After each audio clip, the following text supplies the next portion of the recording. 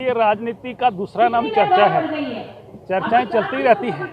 पंजाब में बड़ा बदलाव हुआ है, नौजवान को कमान सौंपी गई है और हिमाचल प्रदेश में भी चर्चाएं हैं। आने वाले समय में चर्चाएं जो है वो निश्चित तौर पर जो है वो आप अखबारों में भी देखेंगे और होने वाली, क्योंकि चुनाव है, बदलाव हिमाचल प्रदेश में कई लोगों को जिम्मेदारियां मिलेंगी ताकि सरकार को फिर से हम लोग वापसी कर सकें। सुजानपुर चुनाव क्षेत्र के अंतर्गत आने वाले गांव-गांव से महिलाएं इस सम्मेलन में पहुंची हैं। आप मेरे पीछे देख रहे हैं कि हजारों की तादाद में महिलाएं यहां पर उपस्थित हैं। लोगों में गुस्सा है, सरकार के प्रति आक्रोश है और जिस तरीके से महंगाई बढ़ाकर सरकार जो है, भाजपा जो है, लोगों को परेशान कर रही है, लोगों का जीना मुश्किल कर रही है। मुझे लग रहा है ये जिस तरीके से हिमाचल प्रदेश में उपचुनावों में गुस्सा जो है जनता का निकला था और भारतीय जनता पार्टी का चारों की चारों सीटों पर जो सफाया किया था, आने वाले विधानसभा के चुनावों में और म्युनिसिपल कॉर्पोरेशन के चुनावों में भारतीय जनता पार्टी का पूरी तरह सुपड़ा साफ जो है जनता करने वाली है। आज जो महिलाएं हैं वो तंग हैं। गैस का सिलेंडर कहां पहुंच गया, खाने पीने की चीज़ें कहां पहुंच गई, पेट्रोल और डीजल। जब हिमाचल प्रदेश की जनता ने भारतीय जनता पार्टी को हिमाचल में सबक सिखाया तो 17-18 रुपये पेट्रोल और डीजल जो है वो कम कर दिया।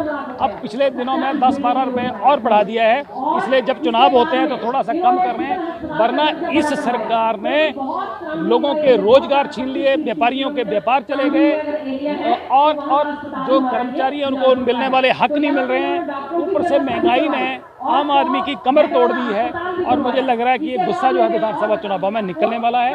और यही नज़ारा आप देख रहे हैं पीछे से कि यहाँ पर महिलाओं का सम्मेलन चल रहा है और भारी तादाद में गांव-गांव से महिलाएं यहाँ पहुँची हैं और मुझे लग रहा है कि सरकार हिमाचल प्रदेश में अब जाने वाली है और फिर से हिमाचल प्रदेश में कांग्रेस की सरकार सत्तासीन होगी। मुझे नहीं लगता कि सरकार का कहीं पे कोई डर है, इसलिए हम इस जन विरोधी सरकार का, चाहे वो हिमाचल की सरकार है, चाहे वो हमारी राष्ट्रीय स्तर पर जो हमारी सरकार है, केंद्र की सरकार है, हम इनका पुरजोर विरोध करते रहेंगे। ये महिला विरोधी है, ये युवा विरोधी है। आप देखिए, जब युवा नौकरी की बात करता है उनको डंडों और लाठियों से पीटा जाता है, जब किसान एमएसपी की बात करता है तो उनको खालिस्तानी और आतंकवादी बता दिया जाता है, महिला अपनी सुरक्षा की बात करती हैं तो ये लोग अपने एमएलए जो उन्नाव हुआ, हाथरस हुआ, उनके पक्ष में खड़े हो जाते हैं। मतलब इतनी निकम्मी सरकार है ये कि किसी भी वर्ग को इन्होंने कोई राहत नहीं दी है। और हिमाचल प्रदेश में ही आप देख लीजिए, हमारी गत्ता फैक्ट्री बद्दी में दर्जनों गत्ता फैक्ट्री जो है हमारी बंद हो गई है और दर्जनों बंद होने की कगार पे है। डिपो में जो राशन आता है वो आप देख लिए, बाजार से महंगा डिपो में राशन मिल रहा है और वो सब स्टैंडर्ड का राशन डिपो में ये लोग दे रहे हैं। तो मैं ये कहना चाहती हूँ कि ये सरकार जो है सिर्फ जुमलेबाज सरकार है। ये कहती कुछ है और करती कुछ है। महंगाई तो हमेशा हमारे से मुद्दा होगा।